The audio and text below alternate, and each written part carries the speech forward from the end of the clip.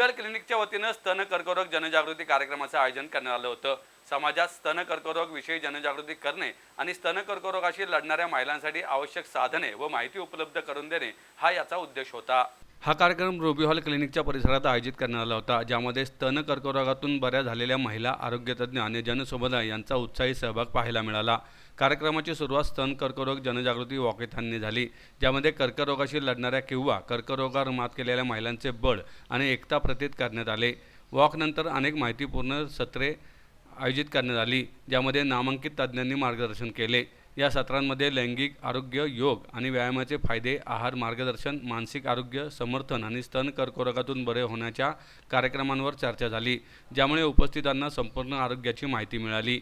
माहितीपूर्ण सत्रांमध्ये doctor Anupama Mane, doctor Rashmi Bhamre, doctor Shilpi Dolas, doctor Sanjay Deshmukh, doctor Mansi Munshi, doctor Reshma Puranik, doctor Varsha Hardas यांनी सहभाग घेतला। कार्यक्रमात वैयक्तिक आणि प्रेरणादायी घटक जोडत स्तन कर्करोगातून बऱ्या झालेल्या महिलांनी त्यांचा संघर्ष आणि कर्करोगावर त्यांनी केलेली मात याविषयी आपले प्रेरणादायी अनुभव सांगितले। यामध्ये एक 25 वर्षीय अनुवांशिक स्तन कर्करोगातून बरी झालेली महिला होती, जी आता टॉक्स स्पेशालिस्ट आणि चार्टर्ड अकाउंटंट आहे। जेव्हा ती तिच्या 8 महिन्यांच्या बाळाची देखभाल करत होती।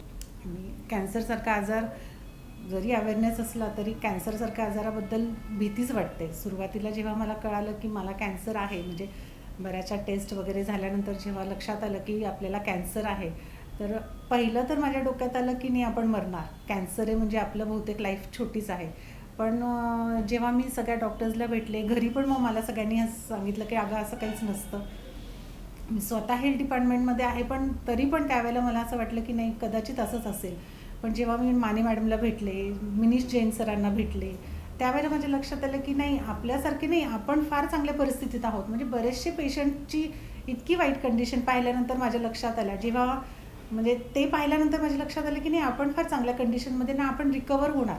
मिनीश जैन सरांनी पण पहिल्याच दिवशी मला सांगितलं की काहीच नाही आहे, तुझं वय कमी असल्यामुळे तू इतके चांगली ट्रीटमेंट घेऊ शकतेस ना, आज सहन करू शकते। त्यामुळे मला ट्रीटमेंटही चांगली मिळाली आणि within a year me total recover झाले। ॲक्च्युली जेव्हा माझी ट्रीटमेंट सुरू होती त्याच वर्षी हा ब्रेस्ट कॅन्सर सपोर्ट ग्रुप सुरू झाला होता आणि माने मॅडमनी मला सांगितलं की आता हा नवीन सपोर्ट ग्रुप आपण सुरू करतोय, तर त्यामध्ये तू ये, मग तुला समजेल काय असतं ते। त्यानंतर मला वाटतं वर्षभरातून कमी 8 ते 10 ॲक्टिव्हिटीज होतात। त्याच्यामध्ये ॲक्टिव्हिटीजमध्ये आम्ही सगळ्या जे सर्वायव्हर्स आहोत, जे ऑन ट्रीटमेंट आहेत, ते सगळे पेशंट जेव्हा येऊन भेटतो तेव्हा कळतं की आपल्याला एकमेकांचं दुःख काय, कुणाची किती प्रॉब्लेम्स आहेत, कसे ते फेस करतात, कसे टॅकल करतात। त्यासाठी आम्हाला मेडिकली म्हणजे फिजिकल मेंटल हेल्थसाठी जे काय सांगितलं जातं, एक्सरसाइजेस शिकवले जातात, टॉक्स दिले जातात, त्याचा इतका परिणाम होतो की आम्हाला म्हणजे नुसतंच ह्याच्यातून बाहेर निघायला नाही, तर नॉर्मल लाईफ पण जे लोकांना आहे ना त्यांना पण ही उपयोगी पडेल इतपत सगळं छान शिकवलं जातं यामध्ये। मी पूर्वीपासूनच म्हणजे वर्किंग वुमन होते आणि मी आमच्या घरात मला सुपर वुमन म्हणतात, म्हणजे पूर्वीपासून हाय एनर्जीवाली वुमन आहे मी पहिल्यापासून। त्यामुळे आपलं किती वय आहे आणि आपण किती काम केलं पाहिजे याचं मला गणित कधीच कळालं नाही। मला असं वाटतं की मी हे सगळं करू शकते आणि मी ते पूर्वी जसं करत होते आजही मी तितकं सगळं करू शकते। म्हणजे या आजारामुळे मला माझ्या कोणत्याच रुटीनमध्ये फरक करावा नाही लागला। मला नॉर्मल रुटीन, नॉर्मल कामं, उलट जास्त एन्थुझियास्टिकली मी ते जास्त काम करते आहे, कारण मला माहिती आहे की आपण हे करत राहिलो आणि फिरत राहिलो आणि तरच आपल्याला लाईफ जास्त चांगली जगता येईल। आणि पूर्वीसारखंच म्हणजे मी ऑफिसला जाते, ऑफिसमध्ये पण म्हणजे माझ्या कामाचं इतकं कौतुक केलं जातं की खूप छान काम करतात। मग एन्थुझियास्टिकली पूर्वीपासून जसं करत होते त्यापेक्षा उलट जास्त आता चांगलं करता येतं मला। म्हणजे या आजारामुळे माझं कोणतंच काम किंवा कोणतंच ह्याच्यावर इफेक्ट झालेला नाही। आणखी एक भावनिक कथा एका बॅडमिंटन खेळाडूची होती, जिला उपचार घेत असतानाही राज्यस्तरीय विजेतेपद मिळवण्यात यश आले। स्तन कर्करोगावर यशस्वी मात केलेल्या महिलांच्या कथा ऐकून उपस्थित महिला भारावून गेल्या। 2016ला माझी दुसरी म्हणजे शेवटची हे झाली, सर्जरी झाली। त्यावेळेला ब्रेस्ट काढली, दुसरी बाजू। माझा ऑलरेडी दोन्ही बाजूला झालेला। पहिल्यांदा 2009 साली उजव्या बाजूला झालेलं होतं, उजवी बाजू तेव्हा रिमूव्ह केली, सगळ्या ट्रीटमेंट झाल्या। पण त्यानंतर 1-2 वेळा असं झालं की छोटीशी गाठ आहे ती काढली गेली। त्यानंतर 2013मध्ये पुन्हा जो रिकरन्स झाला त्यावेळेला मला पुन्हा ट्रीटमेंट घ्यावी लागली. किमो, रेडिएशन वगैरे सगळं केलं आणि डॉक्टर संजय देशमुख सरांकडं माझी ट्रीटमेंट होती. त्यांनीच ऑपरेट केलेलं आहे. मिनीश जैन सरांकडं माझी किमोथेरपी झाली. नंतर डॉक्टर बासू त्यांच्याकडं रेडिएशन झाले. तर सगळी ट्रीटमेंट तोपर्यंत 16पर्यंत झालेली आणि आता प्रत्येक वर्षी मी सरांना भेटते जाऊन, जे काय सांगतील त्याप्रमाणे फॉलोअप वगैरे करते.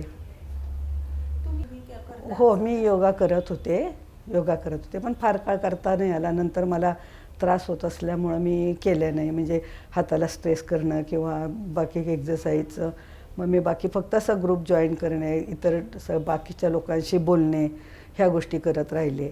आणि जे कोणी ब्रेस्ट कॅन्सर पेशंट मला भेटतील त्यांना मी वेळोवेळी वेगवेगळ्या पद्धतीने माहिती देणं किंवा मदत करणं, की काही म्हणजे असं सपोर्ट करते. नमस्कार, मैं डॉक्टर अनुपमा माने हूँ. मैं रूबी हॉल क्लिनिक पुणे में पिछले 20 साल से कंसल्टेंट ब्रेस्ट सर्जन के रूप में कार्यरत हूँ. अगर हमें कोई गांठ अपने स्तन में या बगल में महसूस होती है तो सबसे पहले अपने पास के ऑन्कोलॉजिस्ट डॉक्टर मतलब कैंसर स्पेशलिस्ट डॉक्टर के पास जाके वो चेक करानी चाहिए. ये बहुत ज़रूरी है क्योंकि चेकअप करने के बाद ही आपके डॉक्टर आपको बता सकते हैं कि आपको क्या टेस्ट करने की ज़रूरत है, क्या आपको मैमोग्राफी करना है या सोनोग्राफी करना है या बायोप्सी की ज़रूरत है. ये सब चीज़ें आपको आपके ऑन्कोलॉजिस्ट डॉक्टर गाइड कर सकते हैं. सो फैमिली हिस्ट्री इम्पॉर्टेंट है स्तन के कैंसर में, बट बहुत ज़्यादा नहीं. जितने टोटल केसेस होते हैं ब्रेस्ट कैंसर के उसमें ऑलमोस्ट 90% अनुवांशिक नहीं होते हैं. सिर्फ 10% cancer cases breast cancer specifically genetic होते हैं, मतलब अनुवांशिक, जो कि फैमिली हिस्ट्री से हमें पता चल पाते हैं. और इस रिस्क को पता करने के लिए जेनेटिक स्पेशलिस्ट डॉक्टर होते हैं, उनसे जाके मिलना चाहिए, जो कि आपको बताएंगे कि आपको इसके लिए आगे टेस्ट करना है या नहीं. सो अगर हमारे घर में किसी को डायग्नोज होता है तो आजकल तो सारे बड़े हॉस्पिटल्स में बहुत अच्छी रिसोर्सेज अवेलेबल हैं. हम लोग यहाँ रूबी हॉल में एक स्पेसिफिक टीम हमने फॉर्म की है जो कि ब्रेस्ट कैंसर पेशेंट्स को बहुत अच्छे से सपोर्ट करते हैं. इस टीम में साइकोलॉजिस्ट हैं, डाइटिशियन है, न्यूट्रिशनिस्ट हैं, योगा के स्पेशलिस्ट हैं, प्लस मेडिकल ऑन्कोलॉजिस्ट, रेडिएशन, सभी तरह के ऑन्कोलॉजिस्ट जो कि ब्रेस्ट कैंसर ट्रीटमेंट के दौरान आपकी मदद कर सकते हैं. सब लोग हैं, इनफैक्ट ट्रेंड नर्सेज और ट्रेंड स्टाफ है पूरा, जो कि पेशेंट को एक एक चीज़ बता सकते हैं, क्या खाना है, कैसे रहना है, क्या एक्सरसाइज करनी है, कब आप अपना काम शुरू कर सकते हो. सो पेशेंट कभी भी अकेला महसूस नहीं करता. सो ब्रेस्ट कैंसर को लेके कई गलतफहमियां हैं एक्चुअली हमारे समाज में. कुछ बहुत कॉमन प्रश्न जो मुझे पूछे जाते हैं, क्या काली ब्रा पहनने से ब्रेस्ट कैंसर होता है? तो नहीं होता. क्या अंडरवाइट ब्रा पहनने से होता है? नहीं होता. क्या डिओड्रेंट बगल में डालने से ब्रेस्ट कैंसर होता है? वो भी नहीं होता. मेल्स को, आदमियों को ब्रेस्ट कैंसर नहीं होता है, ऐसा भी एक मिसकंसेप्शन है, तो वो भी गलत है. आदमियों को भी हो सकता है क्योंकि उनके भी थोड़ा सा ब्रेस्ट टिश्यू ज़रूर रहता है निपल के नीचे. तो इस तरीके के बहुत सारे ब्रेस्ट मिसकंसेप्शंस हैं. एक और मैं सबसे इम्पॉर्टेंट मिसकंसेप्शन बताना चाहूँगी कि लेडीज़ को लगता है अगर ब्रेस्ट कैंसर डायग्नोज हुआ तो बस अभी उनकी ज़िंदगी ख़त्म हो गई. ऐसा बिल्कुल नहीं है. प्लीज़ हमारी बात मानिए, जल्दी डिटेक्ट कराइए आपका लंप या जो भी कुछ है, उसका चेकअप करवाइए. और अर्ली डिटेक्शन अगर हो जाता है, जल्दी पता चल जाता है, तो लाइफ बहुत अच्छे से आराम से लंबी लाइफ चल सकती है, कोई प्रॉब्लम नहीं आती.